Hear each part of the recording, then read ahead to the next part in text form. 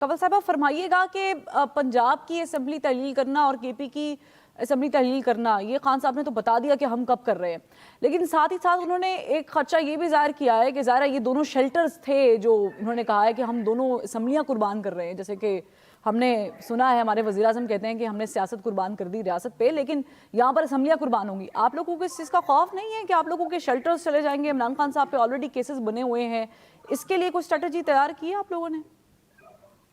Thank you very much. देखिए, हमने जब ये असेंबली वापस इनसे छीनी थी, पंजाब हुकूमत हमने इनसे ली थी, तो उस वक्त जो हमारे साथ ब्रुटैलिटी की गई, उस वक्त की स्टैब्लिशमेंट, जैसे खान साहब ने आपको बताया, जनरल रिटायर्ड बाजवा साहब का शेल्टर अवेलेबल था, इलेक्शन कमीशन का अवेलेबल था, सारी स्टेट की मशीनरी इनके साथ थी, गुंडागर्दी पूरी हमारे साथ की गई, लेकिन अवाम क्योंकि हमारे साथ खड़ी थी, तो हमने 53% टर्न आउट पहली दफा किसी बाई इलेक्शन में हुआ और पंजाब की हुकूमत हमने वापस इनसे छीनी। तो इसलिए कोई ऐसा खौफ नहीं है। जब अवाम साथ खड़ी है और अवाम से ये खौफ ज्यादा हो कि इलेक्शनों से भाग रही है, तो फिर हमें कोई डरने की जरूरत नहीं है। खान साहब तो दलेर आदमी है और 28 केसेस FIR तो उन पे कटी, दहशतगर्दी समेत। नहीं कटी तो वो नहीं कटी जो उन पे कातिलाना हमला हुआ, दिन दिहाड़े हुआ, आप सबने कवर किया। ठीक। इसलिए उन्होंने ये वाकई एक बहुत बोल्ड स्टेप उठाया है, एक बहादुरी का स्टेप उठाया है।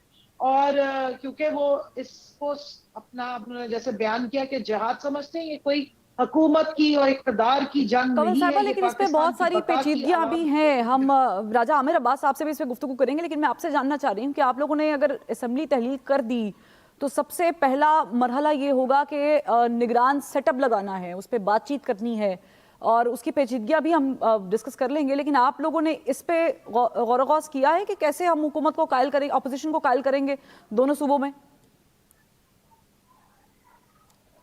अच्छा, मैं एक पेचीदगी मैं भी आपको बता दूं जिसकी वजह से इनके हाथ पांव जल रहे हैं और बहुत सख्त तकलीफ का शिकार है। क्योंकि अब रात को ख्वाजा आसिफ साहब को फोन करने के लिए कोई नंबर नहीं अवेलेबल होगा। दूसरा, जब आप जो इलेक्शन लड़ने वाले लोग हैं, और मैं भी क्योंकि एक सियासतदान हूं तो मैं इस पे जरा बता दूं कि जब MPS का इलेक्शन कंप्लीट हो गया, तो फिर MNAs को इलेक्शन लड़ने के लिए जितने पापड़ बेलने पड़ेंगे ना, तो ये राना सनाउल्लाह की सीट और जो ख्वाजा आसिफ की सीट जो आधी रात को रिजल्ट्स रोक के वापस पकड़ाई गई थी, वो फिर अब होने नहीं लगा। तो इसलिए ये इतना आसान नहीं है इनके लिए इसको डाइजेस्ट कर लेना। और 66% अगर इलेक्शन कंप्लीट हो जाता है पाकिस्तान में, मेजोरिटी सूबा जो है वो इलेक्शन कंप्लीट करके मेजोरिटी के साथ वापस हुकूमत बनाने में 5 साल के लिए कामयाब हो गया, तो सेंटर में जो MNAs बाद में इलेक्शन लड़ेंगे उन्हें लग पते जाएंगे। तो इसलिए इस चीज पे भी आप जरूर रोशनी डालिए